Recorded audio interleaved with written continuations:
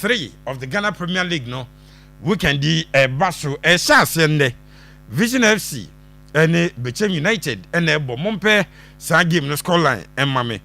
Tonight there will be no league games, but on Sunday Hatche Folk Ebo Brekum Chelsea, Heart of Lions any Gold Stars champions and Ebo Aduana Stars Ebo Hoho United, Karela United any 11 Wonders and Ebo FC Summertex and Superbo Mediema, Holy Stars Ebo All Blacks, Young Apostles in their last 9 games at home Omun Luzubi Omobo Asante Kotoko Wenchi Nafi Nations Dr. Kwame Chase Sports Complex Omonso any dreams at their boy anyway any week 23 Ghana Premier League games Ebas Mediema LED table no still 44 points. Hatchefok second 39, Gold Stars third 39, Aduana Stars fourth 37, Asante Kotoko fifth 35, Summertex 6th 35, Karela 7th 31, Heart of Lions 8th 30, Bechem United 9th 29, All Blacks 10th 27 points, Vision 11th 27 points, Nations 12th 27 points, Dreams 13th 26 points, Young Apostles 14th 26 points, Brekum Chelsea 15th 26 points, Asia Hono Holy Stars 16th 26 points, Hoa United 17th 23 points, and 11 Wonders Owusu Omona Dallas crowd more 9 points. Say and it's here. Now ahead of weekend games no, and Hatche Folk head coach Masoud Didi Dramani after say or day a 10-man Hatche Folk squad Ebesha Asante Kotoko no. Didi say or no the boys no. Every trophy that is at stake or more your best to compete. Coach trophy yaka league no FA Cup no revision more film. Ain't or more compete. Say and I did it treat him.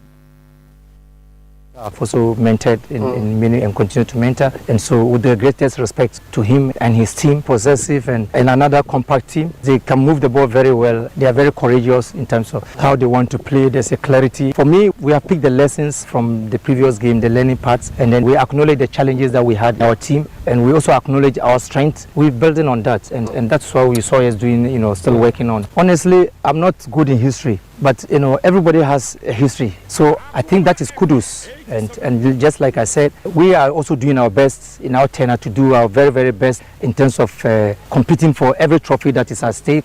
Yes, also when you good at history, Nemum, Obi answered no try some bear do beat me beer every trophy in the coach Aka one.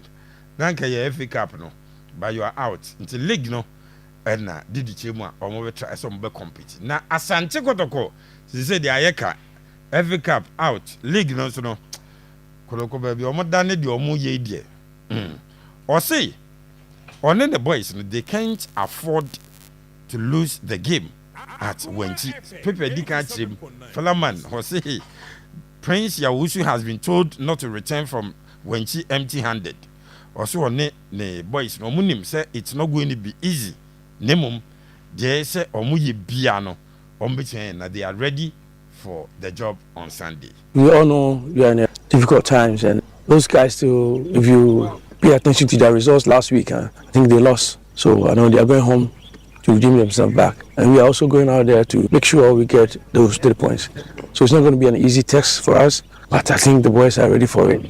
So we try to go out there and then come out with the 3 points. I think I could see how we really bounced back quickly after the defeat against House of Folk.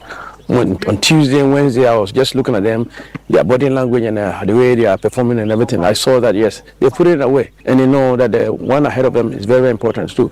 So that gives me hopes that, yeah, these guys are really ready to do the job. And when they are ready, they deliver. We have Peter back, and then Nusa is not ready yet. I think by next week he'll be also ready. Adabo also has to go back, and then maybe next week he'll be full to come out.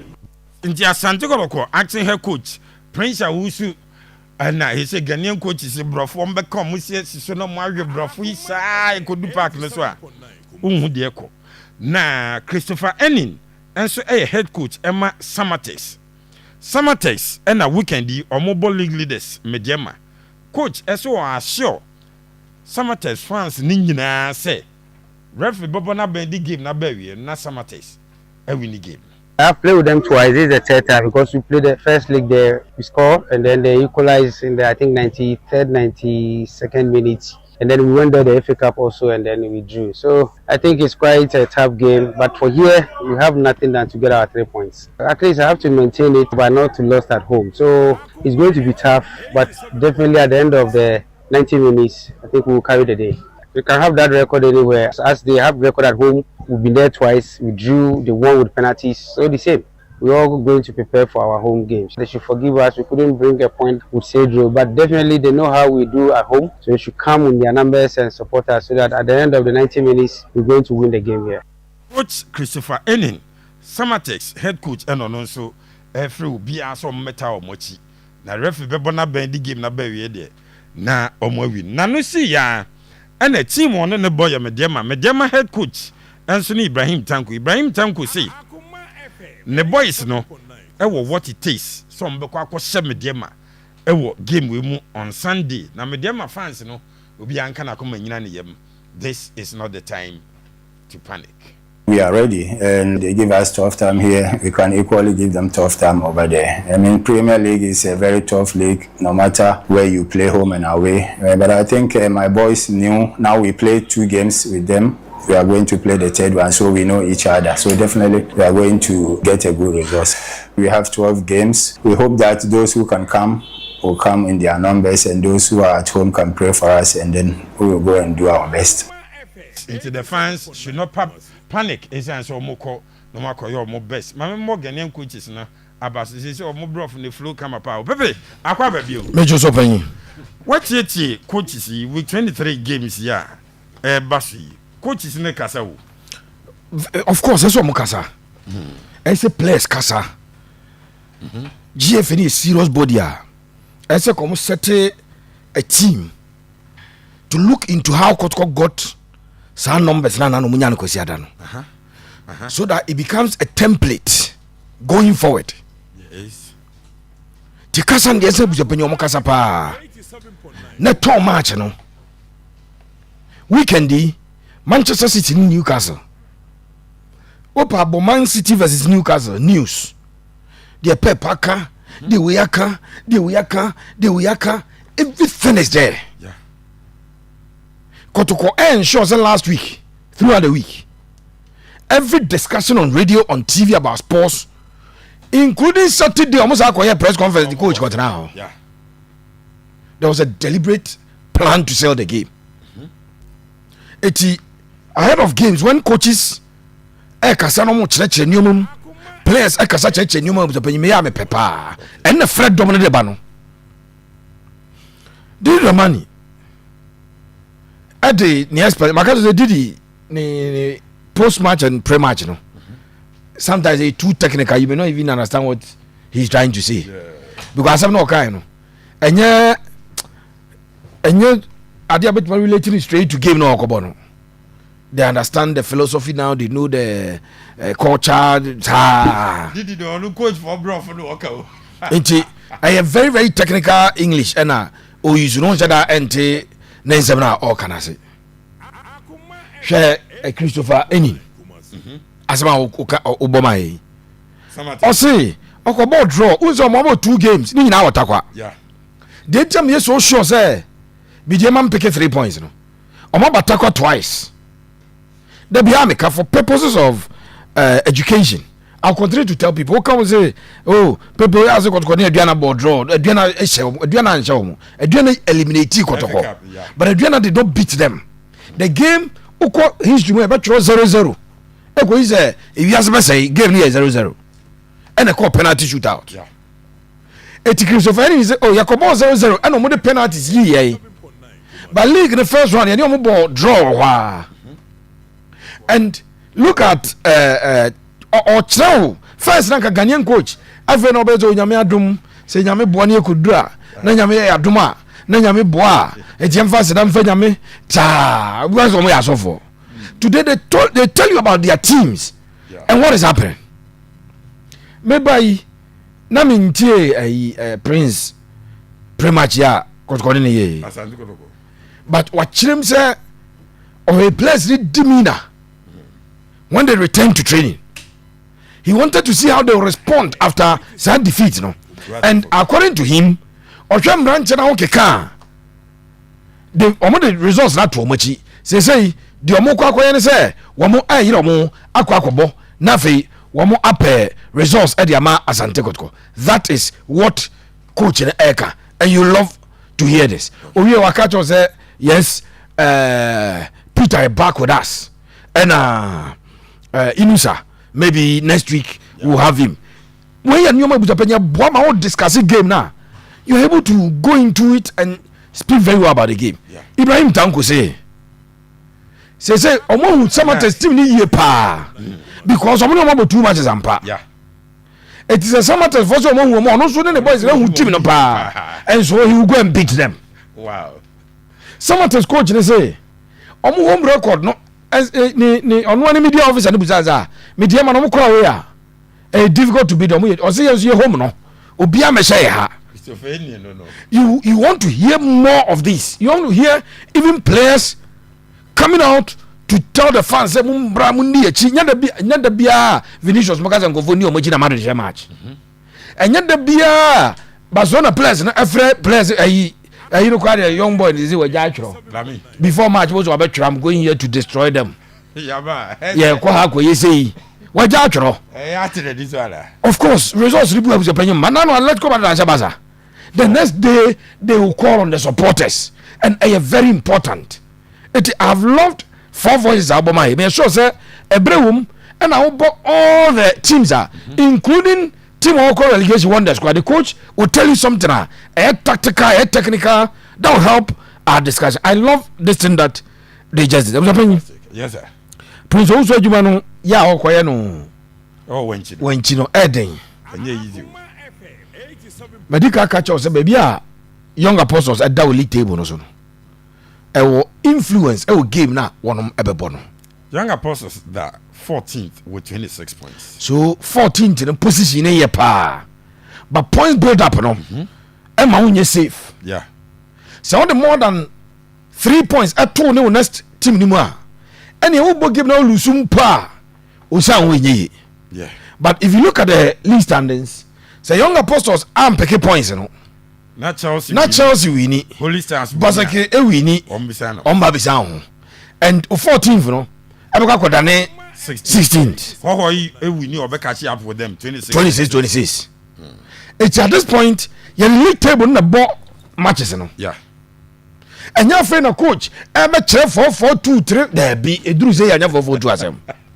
You only tell the players that league game na yebo aha na ya na kotoko na yebo. And say I'm 4 points over Asante Kotoko. Implication in it if you pick one. Not 26 for you on Babi Sayon. If we don't pick at all, then there's a possibility say everything tie on points. Now if you are check goal difference in your intino. Go into this game, go and die for the shirt, go and die for the badge, and go and win the game.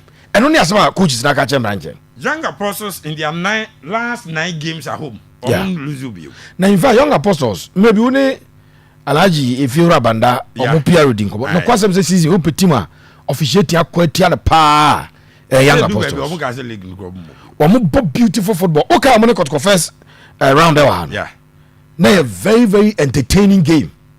I was going last minute penalty ma Samba at the Tottenham. Yes. So young apostles about beautiful football. Omo team now. Omo overrun. Omo game one overrun. When they play home, when they play away, they come and give you fantastic football. They are in the game. Omo bopa. Currently, almost striker Richmond Opoku Dembele. A tie on top of the goal scorers charts. 8 goals. Okay, now no easy goal. Attack Michel. Yeah. Opoku Richmond Opoku Dembele. Okwa Tia Maza. And remember, says our boys no. We found our ball down. Okay. Or back and we pray because we knew no. And Mujai and the Quine or Koi. Okay. Yeah, no, but some chase Kumase you bet my ball. So they will play their hearts out. Sure. And so Prince ya Owusu a job to do. Sir, one baby I'm done sir. Also what motivated boys rama. Now we are back to play football. normally was open ulusu sa big game na etimi nsusu aso e wo so na say obi a obeje chinye bi anko check Real Madrid results after El Clasico defeat me no mnya no ha team ne pa ekosi na say omo say epiki biem under Abeloa omaba etimi akwa animu kakra no so clearly if Prince Owusu and the technical team no etma working on the psyche of the boys as psyche omo upper very important very important that they are able to psych the players and then get them to adenacham yalusu let's go and play and get points for the team. Said the other teams come more from no. Emma Messiah. Me and China say we will keep ourselves in the competition. So BBC now yeah who to me ma yeah but that's fine. Yeah we keep a respectable position on the league log and then the eventual winner and stretch here baby. What me cycle mu say very important. Sure. Em ya say adisa em my game weekend we share. Me ya pa adisa this season and space wo who because say ka ye bo 3 matches some guys come show 3 matches but ye nya game we enhwe busopenyi it is a game e be live up to expectation. There will be moments that will belong to young apostles so make match game na season game no abobe 10-15 minutes no more control game cause ko bet me abam abaji game na bebo especially with the form of Himejew I will meet no on bet me aba media me mpa ibone say game no enkoye once again be wie na bia referee asem ene ba be kana young apostles ebisu referee so na kotoko ebisu referee so ye be wie nya discuss how game ne koye. Prince has a job to do. The rest of the games now all ba makotoko. Yes, even though Kotoko will not maintain him, I can say Kotoko a man of permanent contract. But oya jumana ko see end of the season no. Obetimi dia pa juma for league ni. Senya Kotoko jumana based on 12 games, in fact 13 games no Aboba no lose. The performance obenya in the 13 games no o accumulate here. Ebetimi man na juma e Ghana Premier League. Eti he has something to prove as a coach e league. Say me Boba me ya me very best to attract offer management me akwa head coach no na my adwuma e wo Ghana Premier League team bia wo mo bia so game of Japan umbeden but I think Kotoko e wo more to prove in the game and the attitude of the players ever caught to a large extent what we want to see if they keep ballooning the balls say what say bobo no pente tu bobo na sibina keep ba befa no boy sibina defender apem no boy sibina keep ba befa you keep doing that you are doing the same thing and expecting different results you will not have it. The return of Albert Amoa oba it is saying because the entire team is not performing there be am ta catch e bi asaka Albert buy no ko ball me dem a his quality as a player can never be in doubt. Oba na obese young Basake from the bench. That's bicycle kick. And if you know, the team has struggled against versus Lions, versus Adriana, and House of Folk. If you want to base it on the 4 games and rate him, obviously he has not done too well.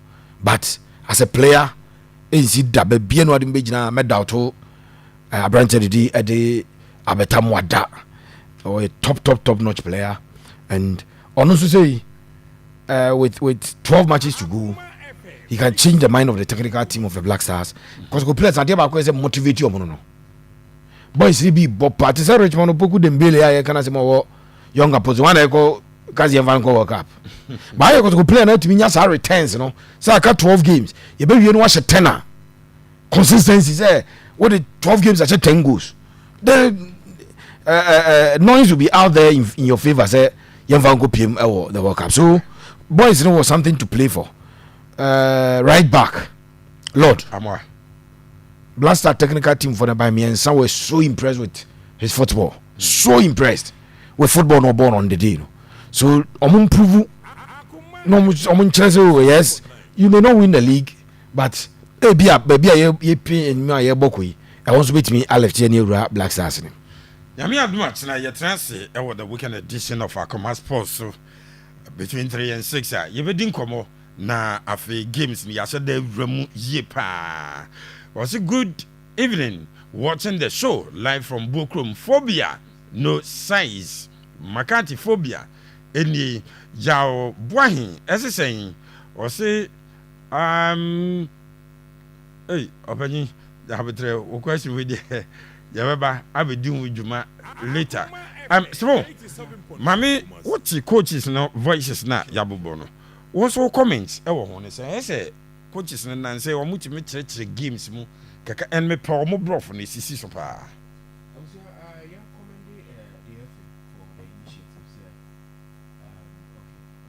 Use middle one.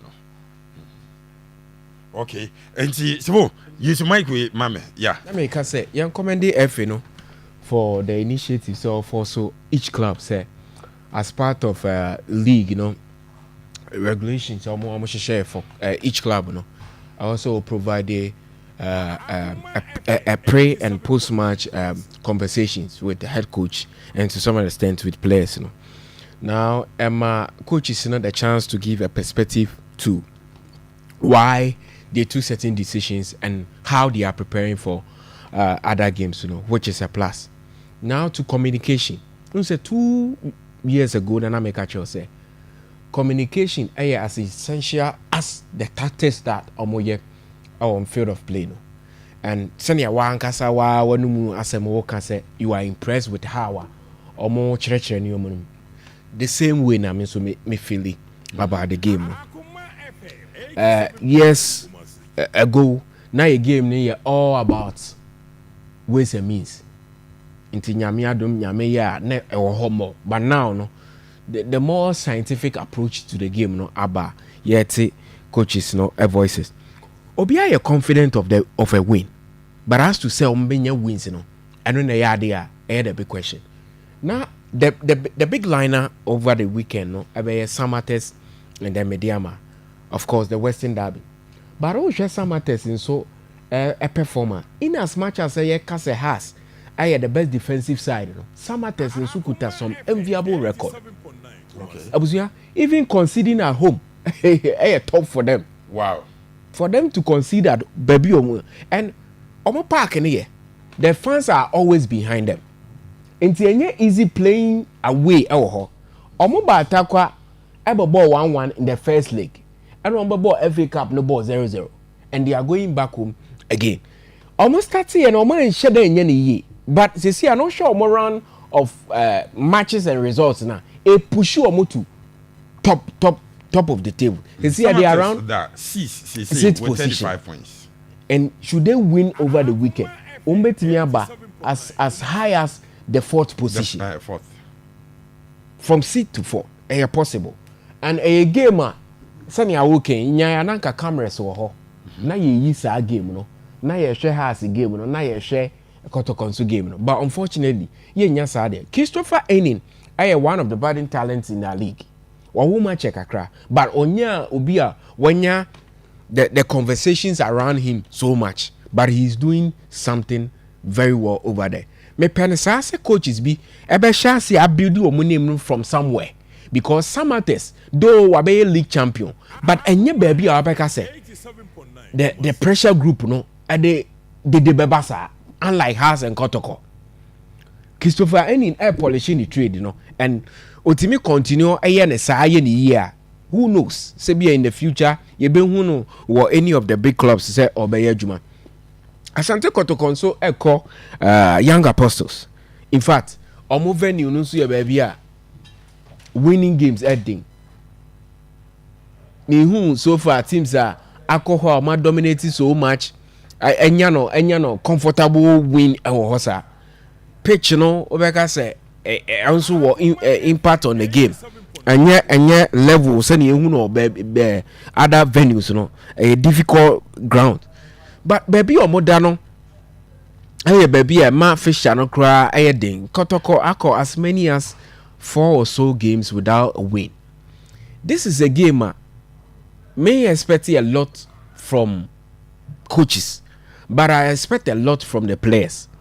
How am I reacting to that bitter defeat against House of Folk? Because the consistency of defeat, you know, a bit alarming. But who should game ni nyina? Makanda that said the last game against us, I will blame it on the technical team of Kotoko because I feel personally they got a lot of things wrong. So a particular game, no, the choice of personnel, the in-game management, send ye change tactics be our game, you know. Me feel says our game ni dey omunyan wrong. Losing against Heart of Lions, losing against Mediama, losing against Hasselhoff. Kotoko players can't and should not afford another defeat. Okay. In that particular game, a gamer, though coaches are responsible, but may perceive players on the field of play. Because in these 3 games here, American once a minute, the performance of Kotoko players have been so overly underwhelming.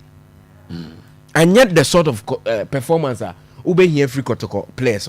So when game we here a better reaction. Okay. Ni obe winning game we the one that needs it the most. The rest of the rag game when we sit tomorrow. Yeah. Share hats of coaching so as what can you say? They are doing their best to compete for every trophy at stake. Every trophy, your trophies need to. I know that every Sunday we visit Cup no. We're free. You're free. Yeah, competitions then also. You better show more game nature, but Didi, I say me, can they compete for the league? For a coach, let me be someone say has beat me at G League. No man said that. Mathematically possible, but objective as a analyst, I don't think they can win the league. They cannot win the league, though mathematically possible. But as an analyst following the league and then following the trend of House of Folk matches, they can't win the league. They can't win the league. And then they say, "But are competing." Yes, and they are competing. Until the name about third or second position. Are competing. And that is what they are doing. I'm a president. Be a comedy. So I'm a woman and has woman. Baby, a Mediama won pressure because Mediama team no any team I was supported to say has. Say Kotoko has and that's to say now what dropping points be they will start agitating. But Omodiana Koyesa coach say they are doing everything possible to compete and win. They can compete. Every trophy at stake. There's only one trophy at stake, and I mean who say House of Folk. But after a crucial victory against Kotoko, he has the license to say whatever he wants to say. Okay. But analyze the situation in a part there. I don't think House of Folk what it takes to win the league. But Elano,